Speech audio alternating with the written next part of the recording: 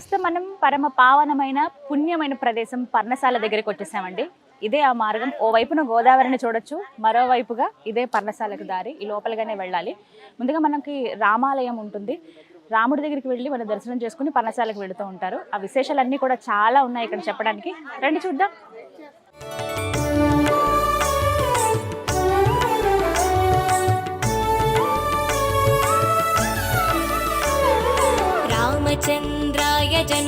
లోపలికి మనం అడుగు పెట్టగానే ముందుగా ధ్వజస్తంభం దర్శనమిస్తుంది. ఒకసారి దండం పెట్టుకుందాం. శ్రీరాముల వారి పాదాలు ఉంటాయి ఇక్కడ. రామచంద్రాయ జనక రాజా మనోహరాయ మామకాభీష్టదాయ మహిత మంగళం కోసలేశాయ మందహాసదాస భూషణాయ వాసవాది వినుత సత్వరాయ మంగళం. దర్శనం ఎంత చక్కగా జరిగిందో తెలుసా? చాలా సుందరంగా ఉన్నారు. మూర్తులన్నీ కూడా చాలా చక్కగా ఉన్నాయి. అలంకరణ అవన్నీ కూడా అద్భుతంగా ఉన్నాయి. అయితే ఇక్కడ రాముడు శోకరాముడిగా కొలువై ఉన్నారండి.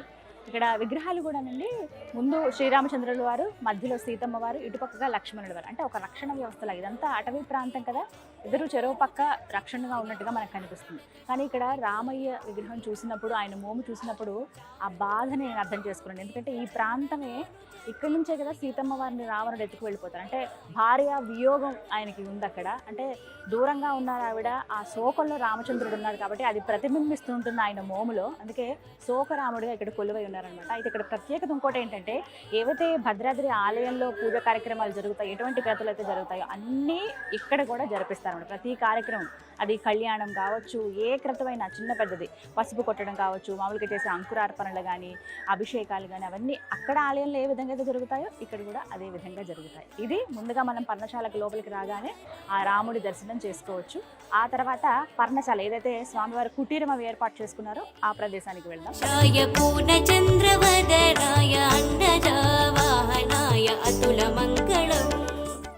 ఇక్కడ ఏంటంటే డైరెక్ట్గా మూలమూర్తుల్ని మనం చూపించకూడదు కాబట్టి, ఫొటోస్ కానీ వీడియోస్ కానీ తీయొద్దు కాబట్టి నేను మాత్రమే వెళ్ళి దర్శనం చేసుకుని వచ్చాను. ఆ మూర్తులు ఎలా ఉన్నాయో చెప్పాను. మీరు వచ్చినప్పుడు ఖచ్చితంగా స్వామివారి దర్శనం చేసుకుని అప్పుడు పర్ణశాల దగ్గరికి వెళ్ళండి. అవన్నీ వీక్షించవచ్చు. అక్కడ చెప్పడానికి కూడా మనకి చాలామంది గైడ్స్ ఉంటారు, ఎక్స్ప్లెయిన్ చేస్తారు ఏంటి అనేది. అవన్నీ కూడా నేను ఇప్పుడు మీకు చూపిస్తాను. ఎవరైతే ఇప్పటివరకు పర్ణశాలకి రాలేదో వారికి అర్థమయ్యే విధంగా ఈ వీడియోలో నేను మీకు చూపిస్తాను.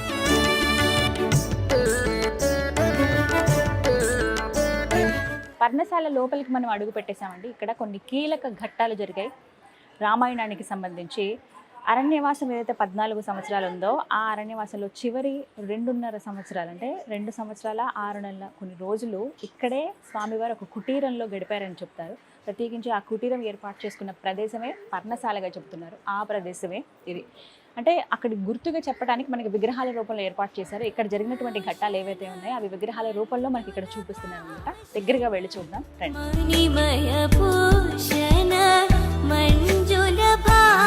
ఇక్కడే ఇదే ప్రదేశంలో శ్రీరాముల వారు, సీత అమ్మవారు, అలాగే లక్ష్మణ స్వామి వారికి ఒక కుటీరం అనేది ఏర్పాటు చేసుకున్నారు.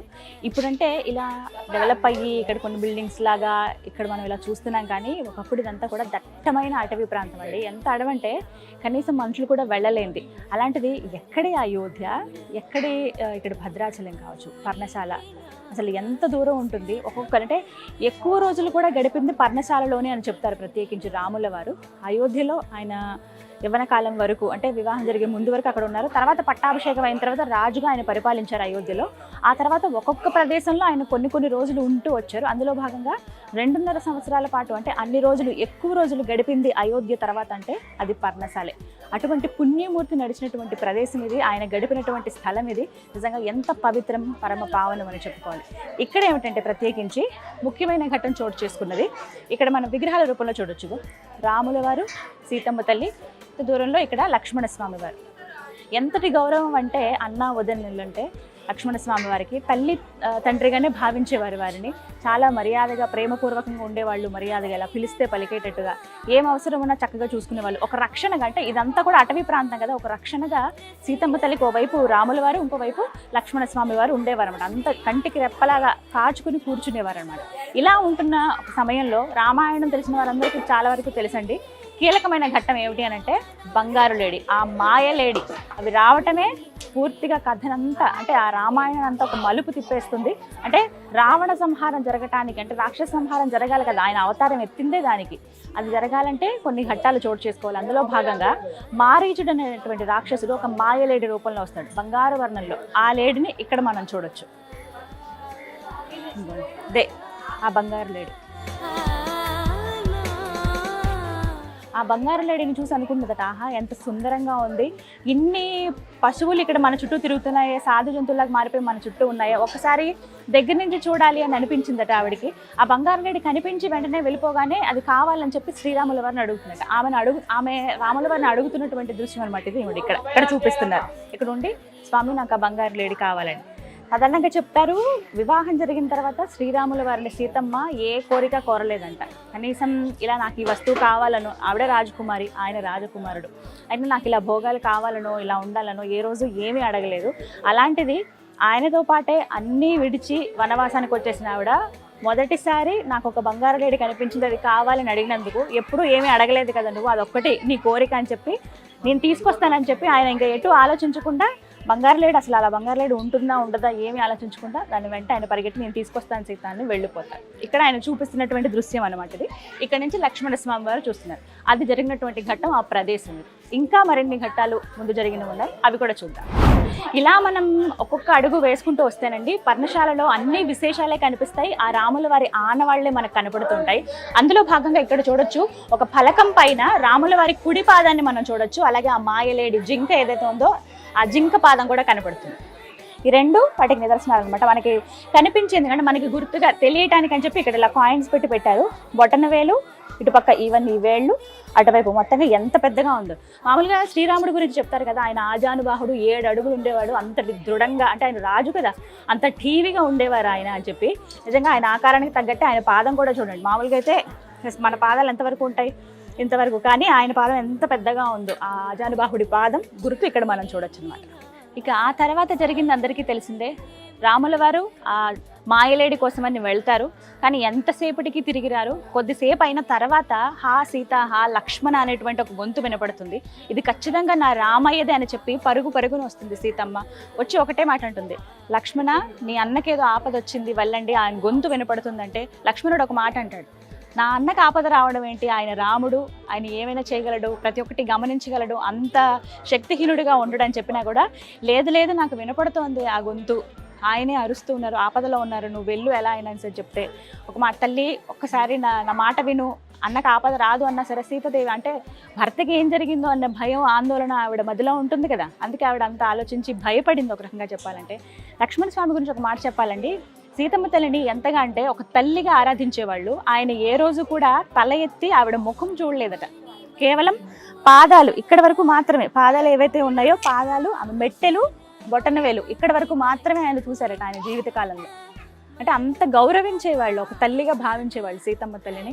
ఇక ఆమె ఆజ్ఞాపించింది, నువ్వు ఎలా అయినా వెళ్ళు అన్నం తీసుకురా అని చెప్పగానే ఒకటే మాట అంటారు, సరే తల్లి నీ ఆజ్ఞ మేరకు నేను వెళ్తాను, కానీ నువ్వు ఇది దట్టమైన అటవీ ప్రాంతం, మేమిద్దరం ఉన్నప్పుడు నీకు రక్షణగా ఉన్నాం, మేము ఇద్దరం ఈ సమయంలో ఉండట్లేదు కాబట్టి ఇది ఏ మాయావి పనో తెలియదు కాబట్టి నీకు ఒక రేఖ నేను గీస్తాను, అదే లక్ష్మణ రేఖ అని చెప్పి గీసి నువ్వు ఈ గీత దాటి బయటికి రావద్దు, ఏం జరిగినా కూడా నేను అన్నం క్షేమంగా తీసుకొస్తానని చెప్పి నమస్కరించుకుని వెళ్తాను.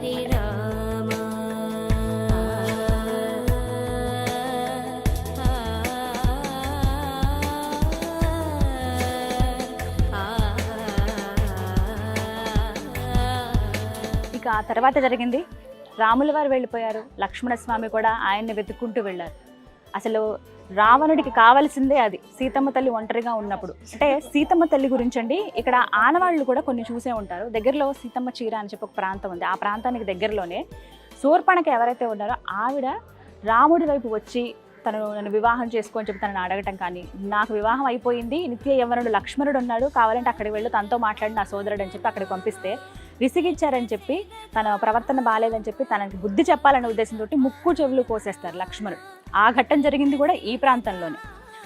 అది తెలుసుకుని వెళ్ళి తన అన్నని రెచ్చగొడుతుంది శూర్పణఖ, నాకు ఈ విధంగా చేశారు వీళ్ళు, కానీ వాళ్ళ భార్య సీతాదేవి ఉండే ఎంత అందగత అంటే అందచందాల గురించి, సీతమ్మ తల్లి అందచందాల గురించి చాలా విడమరిచి ఇంకా ఎక్కువగా అతి చేసి చెప్తుందనమాట.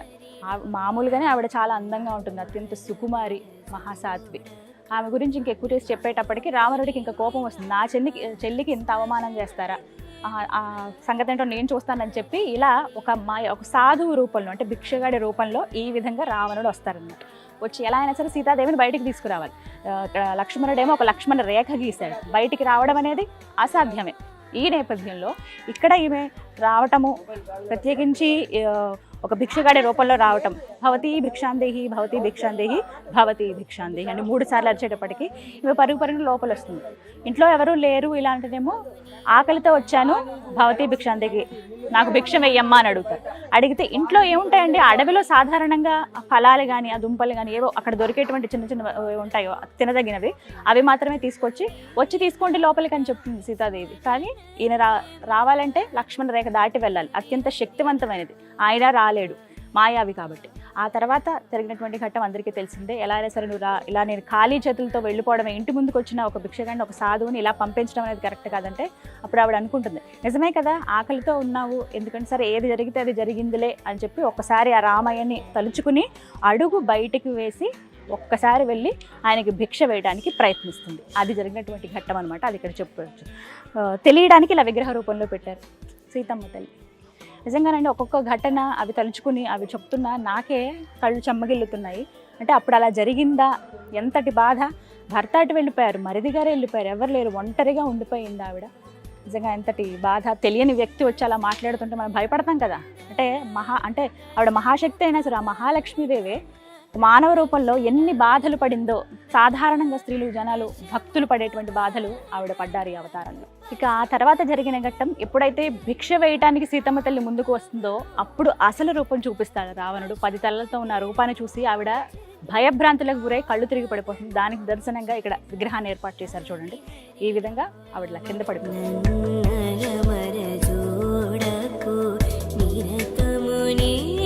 ఒక మాట చెబుతూ ఉంటారు, రావణ బ్రహ్మ ఎవరైనా కోరుకున్నప్పుడు ఒక స్త్రీతో ఆయన వెళ్ళాలి అనుకున్నప్పుడు ఆ స్త్రీ అంగీకరిస్తేనే వారిని ముట్టుకోవాలి, లేకపోతే అది ఒక శాపంగా ఆయనకు మారుతుంది అనేటువంటి ఒక శాపం ఆయనకి ఎప్పటి నుంచో ఉంది.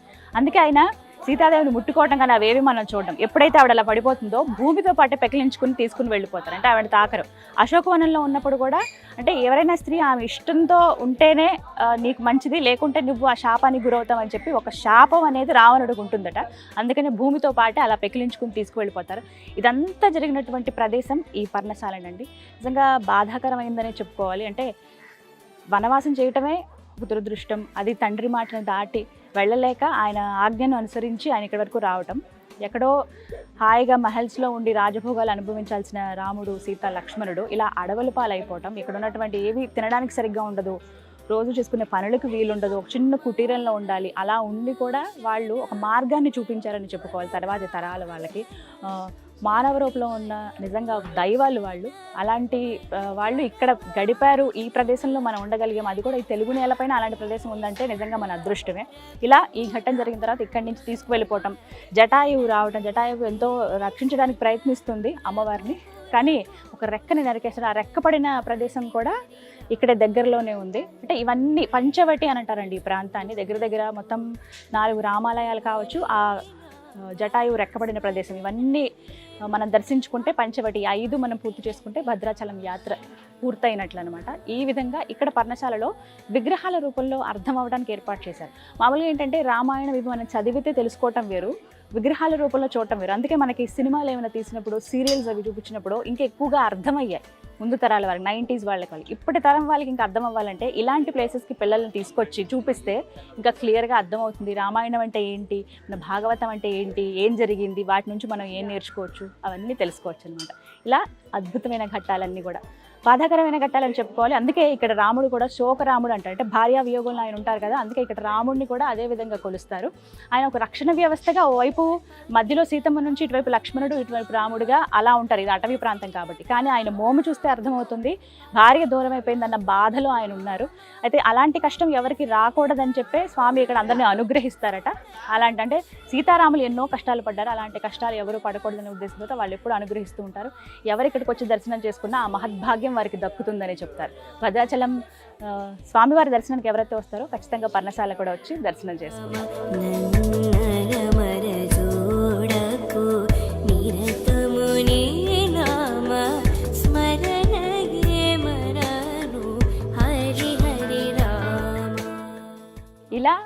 పర్ణశాల, ఇదంతా కూడా పర్ణశాల ప్రాంతమేనండి. పక్కనే మనకి గౌతమి తీరం అంటే గోదావరి నది ప్రవహిస్తూ ఉంటుంది. ఇక్కడ నుంచి అమ్మవారు అంటే ఇక్కడ కుటీరం ఏర్పాటు చేసుకున్నప్పుడు రాముల వారు, లక్ష్మణుల వారు, అలాగే సీతమ్మ తల్లి వీళ్ళందరూ కూడా ఇక్కడే స్నానాదులు ఆచరించేవాళ్ళు. ప్రత్యేకించి 5 రోజులు మాత్రం అమ్మవారు సీతమ్మ చీర అనే ఇంకో ప్రాంతం ఉంది, అక్కడికి వెళ్ళేవాళ్ళు అనమాట. ఇదంతా కూడా పవిత్రమైన ప్రదేశమే. అయితే రామయ్య ఎక్కడ ఉంటారో, రామబంటు హనుమాన్ కూడా అక్కడే ఉంటారు కదా, అందుకే ఇక్కడ విగ్రహాన్ని ప్రతిష్ఠించారు. వాస్తవానికి ఈ ఘటన అంతా జరిగేటప్పటికీ ఇంకా ఆంజనేయ స్వామి అక్కడికి రాలేదు, వారిని కలవలేదు రామయ్యని. ఎప్పటి నుంచో ఆయన భక్తుడే కానీ రామచంద్రుడిని ఇంకా కలవలేదు అప్పటికి.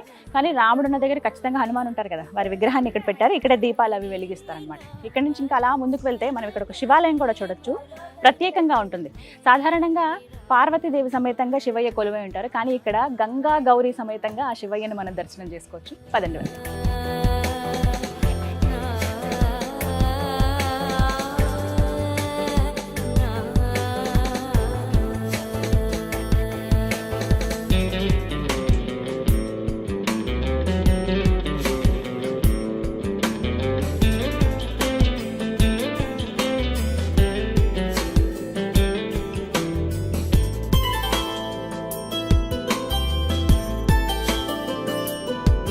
ఈ పర్ణశాల ప్రాంతాన్ని ఇంకా అభివృద్ధి చేస్తున్నారండి. ఇంకా అందరికీ తెలిసే విధంగా ఉండేందుకు ఇగో కుటీరం ఇలాగా ఒకటి కొత్తగా ఏర్పాటు చేస్తూ ఉన్నారు.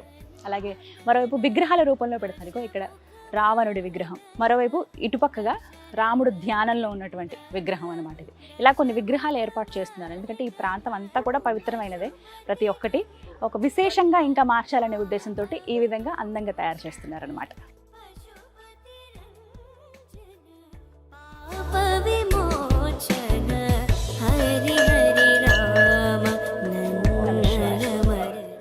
గౌరీదేవి, గంగమ్మ తల్లి, రామలింగేశ్వరుడు నిజంగా చాలా ప్రత్యేకంగా కనపడుతోంది. సాధారణంగా మనం చూసేది పార్వతీ అమ్మవారితో, లేకపోతే ఆ లింగానికి అంటే ఆ శివయ్యకే వివిధ పేర్లు ఉంటాయి, వివిధ రూపాల్లో ఉంటారు. కానీ ఇక్కడ గంగా గౌరీ సమేతంగా ఆ రామలింగేశ్వరుడి దర్శనం మనం చేసుకోవచ్చు అనమాట. అందరికీ తెలిసిందేగా, ఆ రామయ్య ఎప్పుడు శివుడిని పూజిస్తూనే ఉండేవాళ్ళు. సైకత లింగాన్ని ఏర్పాటు చేసి ఆ శివుడికి పూజ చేయటం కావచ్చు ఇలా. మరోవైపు శివయ్యేమో రాముడికి పూజ చేసేవాళ్ళు. అంటే శివకేశవులిద్దరికీ భేదం లేదు అని చెప్పేందుకు ఇలా ఎన్నో నిదర్శనాలు ఉన్నాయి. అది రామాయణంలో మనం ఎక్కువగా చూస్తాం, భాగవతంలో మనం చూస్తాం, ఇలా రకరకాలుగా. కానీ అన్ని అత్యద్భుత ఘట్టాలే. ముందుగా వినాయక స్వామి, సుబ్రహ్మణ్య స్వామి, అమ్మవారు, ఇలా ప్రతి ఒక్కటి కూడా ఇక్కడ చూడొచ్చు. నవగ్రహాలు ఇవన్నీ కూడా అంటే పర్ణశాలకు వచ్చిన భక్తులు కేవలం ఆ రామయ్యని చూడటము, రామాయణానికి సంబంధించినటువంటి కొన్ని ఘట్టాలని అది వీక్షించడమే కాదండి, ఆ శివయ్య దర్శనం కూడా చేసుకోవచ్చు.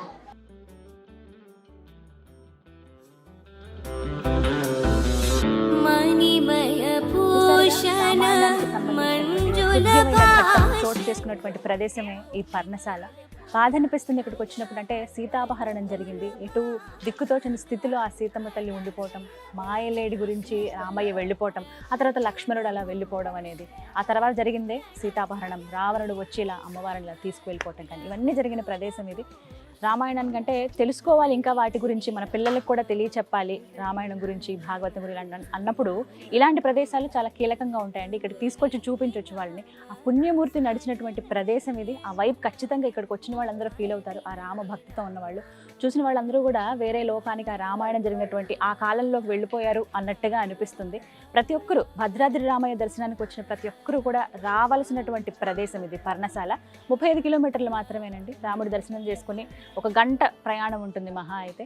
అక్కడి నుంచి వచ్చి ఇక్కడ 1 గంట సేపు ఇక్కడే గడిపితే ప్రతి ఒక్కటి కూడా తెలుసుకోవచ్చు. తలాపునే గోదావరి పారుతూ ఉంటుంది. ఎంత సుందరమైన ప్రదేశం అంటే ఇదంతా కూడా. అప్పట్లో రాముడు, సీత, లక్ష్మణుడు ఇక్కడ ఉన్నారట, నడిచారట, ఇక్కడ కొంతకాలం గడిపారట అని చెప్పుకున్నది వింటేనే మనకి ఏదో అనిపిస్తుంది. అలాంటి ప్రాంతంలో మనం వచ్చి చూస్తే ఇంకా సంతోషంగా ఉంటుంది. పిల్లలతో పాటు రావచ్చు, ఇక్కడ గడిపేందుకు అనువుగా ఉంది స్థలం అంతా. ఇక్కడంతా కూడా డెవలప్ చేశారు. భద్రాద్రి రామయ్య ఆలయానికి అనుబంధంగానే ఇక్కడ ఆలయం ఉంటుంది. అలాగే ఇక్కడ రామచంద్రుడి వారిని కూడా దర్శించుకోవచ్చు. శోకరాముడుగా ఉన్నటువంటి ఆ రాముడు దర్శించుకుంటే మన శోకాలన్నీ కూడా ఆయన తీర్చేస్తాడు, తీసివేస్తాడు మన కష్టాలని అనే ఒక నానుడి కూడా ఉంది. తప్పకుండా అందరూ వచ్చి పర్ణశాలను దర్శనం చేసుకోండి. ఇది వాళ్ళ వీడియో. నమస్కారం.